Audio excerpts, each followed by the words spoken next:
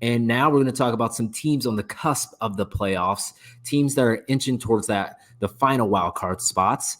And the segment we have for you is in or out, teams on the fringe of the postseason. Who are you all in on? Who are you all out on? But we're going to start off with the teams or team that you are all in on. Dylan, who you got? That was a little bit of a word salad there. It was a lot of words, but you got them out. That's all that I'm saying. I'm all in. This might backfire on a lot of bad clicks. Give me the Boston Red Sox, man. And here's why. I know you might laugh in terms of, what they have on their roster. They get a Tristan Casas back, okay? And I know they've lost 4 straight games, so this take makes it even uglier. But I look at the Boston Red Sox top to bottom.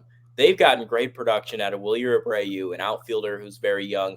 He's found a way to come back in his second year in the bigs and just hit the baseball. He's been solid. You get Casas back. You already have Jarren Duran, who was an All-Star Game MVP. You have Rafael Devers. Ceddanne Rafaela can move all over the place, steal some bags, and pop it a little bit. Connor Wong's had a great year. I love the offense. I know the pitching's kind of dipped in the post-All-Star break with Cutter Crawford and Tanner Houck, but those two guys are pretty solid.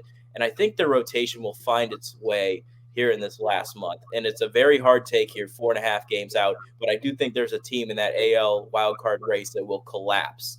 But I think Boston has a shot to get to the postseason pretty handedly. Who's that team that collapsed, in your opinion? Minnesota. Minnesota? No, Minnesota. If they play 500 ball, they should make it. But I don't trust them, man. I've never trusted this team going into the year. That's why the AL Central, that's like the NFC East in football, man. Every year the division champ changes. You never know. Next year it'll be the Royals. So Cleveland will win it. It's so weird. I think Minnesota falls out, and there's no other team that I look. Like the Mariners are cooked because Rodriguez has been brutal. The manager sucks. Detroit, they're way too young and not talented enough. They got pitching, though. They got the pitching. That's only going to get you so far. I think Boston's a complete team that if they can work around their struggles. They got games against the Mets coming up, and it's a big series. It is. They got to find a way to win.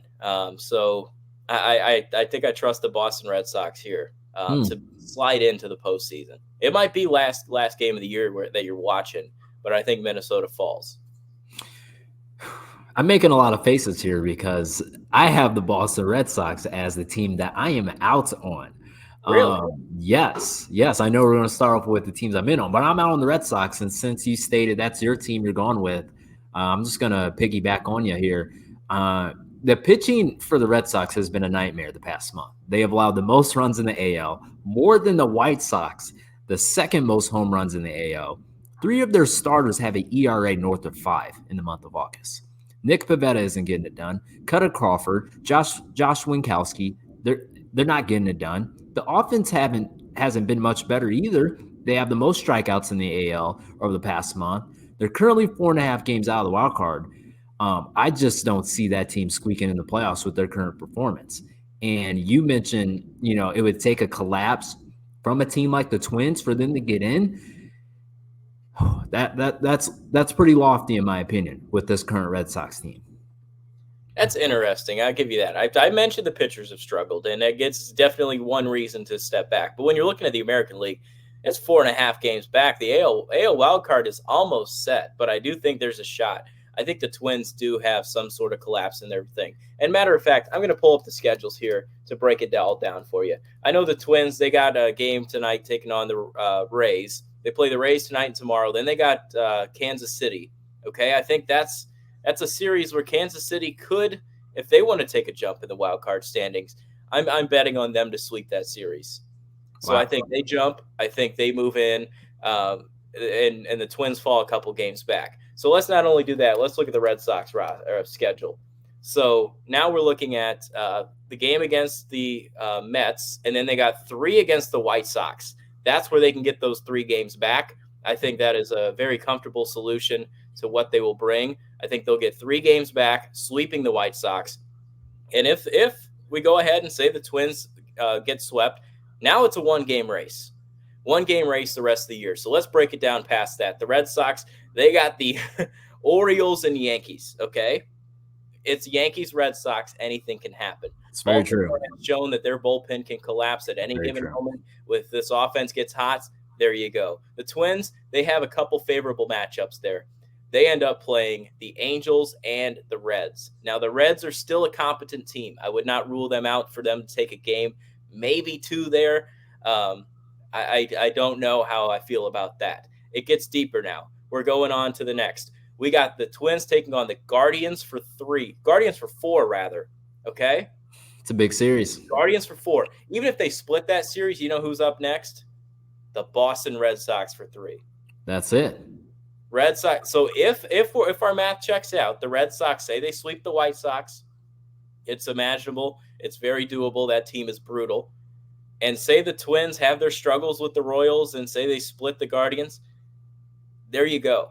That now it's a race. So I'm looking at the whole longevity of the schedules here.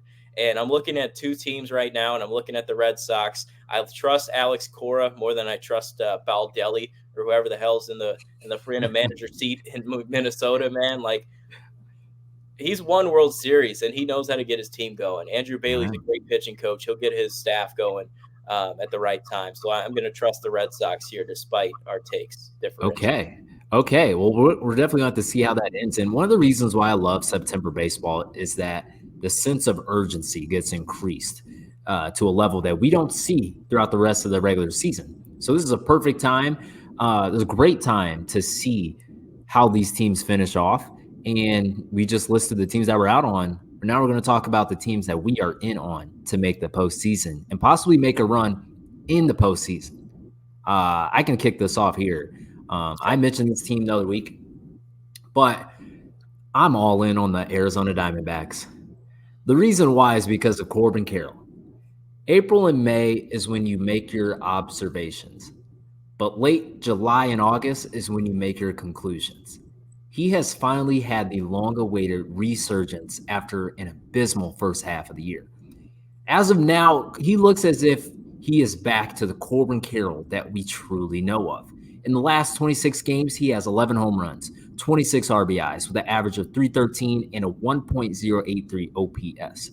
Corbin Carroll makes this lineup very scary. They finally have a healthy rotation. Zach Gallen, Merrill Kelly, they're back. Though the pitching does need to improve by October, talking to Jordan Montgomery, Eduardo Rodriguez, they need to be better. But hey, they can catch lightning in the bottle like they did last year in October, and they got hot at the right time and ended up in the World Series. I liked what they did at the deadline acquiring Josh Bell. They have the postseason experience. That lineup can smash, and don't be surprised if they end up in the NLCS again. They did it last year. I'll give you that.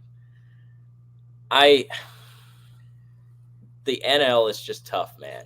That's tough, but anything can happen. How many times have we seen the Dodgers collapse? It's true. That's true. I look at the 3 teams remaining, the Braves, the Mets, and the D-backs. Those are the 3 that I think. I don't think the Cubs have enough in them with Justin Steele just going on the IL. Now, the Cubs have the best schedule of anybody else going forward. They got the Yankees for 3, but other than that, I mean, it is dog doo-doo. Like, they could beat all those teams. And maybe they put themselves in a spot where they're close again. The D-backs, on the other hand, they have a very, very, very hard schedule to end the year. They got the Giants, they got the Rangers, they got the Astros, they got the Brewers, they got the Padres and the Giants again, man. That's a brutal stretch of baseball. The Mets, on the other hand, I don't think they can get in. I know they're red hot right now. They got Blue Jays, they got the Phillies for 2 4-game sets, and the Brewers. Don't think the Mets can get it done. The Braves should make the playoffs, which is that your great. team? Yeah, I'm in on the Braves. Yeah. And the reason is, man, it's Snitker. I know that it's just like 21. You can say it's a lost year because of the players you lose. Albies is gone for some of the year. Austin Riley's missed time. Michael Harris has missed time. Acuna out for the year. Max Fried's missed time. Well, they got another lefty in that rotation that no one's even thinking about, man. Chris Sale. Guy's sub 2.5, going to win his first Cy Young, finally, at that age, coming out of leaving Boston. But breaking down the Braves here for a second, it's a brand new roster than what you saw on opening day, man. Just just unique players and unique places all over that team. But they're scheduled to end the year. They have it set up where they want it. They got the Rockies, they got the Blue Jays, the Nationals, the Reds, the Marlins, the Mets. Like, I know the Mets are still technically a playoff team, but I don't think so. With their schedule that they have to go up against, the Braves have an easy out and an easy way to get in. And there's a lot of question marks around that team. But one question mark that shouldn't be one is the manager, Brian Snitker. He wins baseball games late in the year. He wins division titles late in the year. This guy knows how to win and knows how to get his team going. And I will say this. I think the loss of Ron Washington's really had some sort of an impact to that team.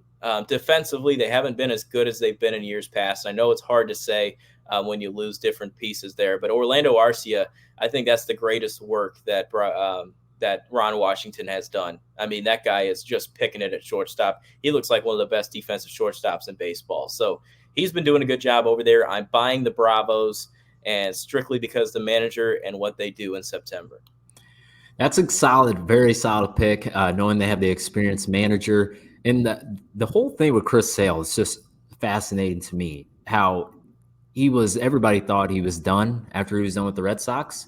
And I'm pretty sure the Red Sox are still paying a portion of his salary to pitch for the Atlanta Braves. And he's been dominant this year. And to get that from Chris Sale is insane to me. But there's another team I do want to talk about. Just thought about.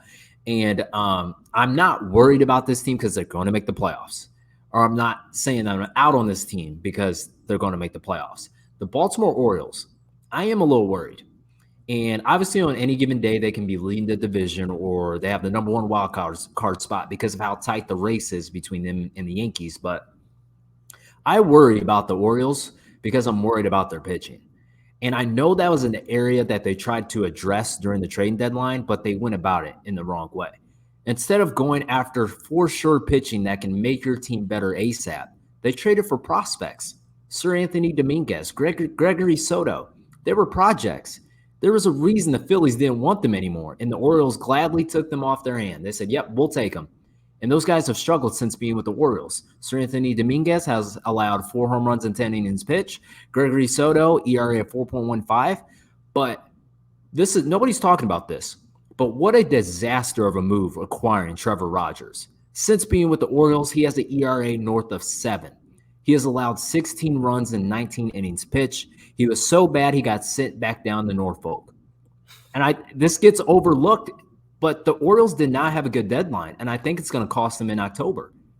That's a fantastic take, and we harped on him. We ripped him. I definitely did. Zach Eflin is not the guy you want. Like he's probably the best acquisition they've made. But yeah, I still think and he was just on the IL. He came back and pitched well. But I mean, there was a lot of moves that they could have made. They could have gone after one of those marquee starters, but they sat there and believed in their team. They do have an offense that it could potentially still outslug teams in the playoffs, but you need that. That's hard to do.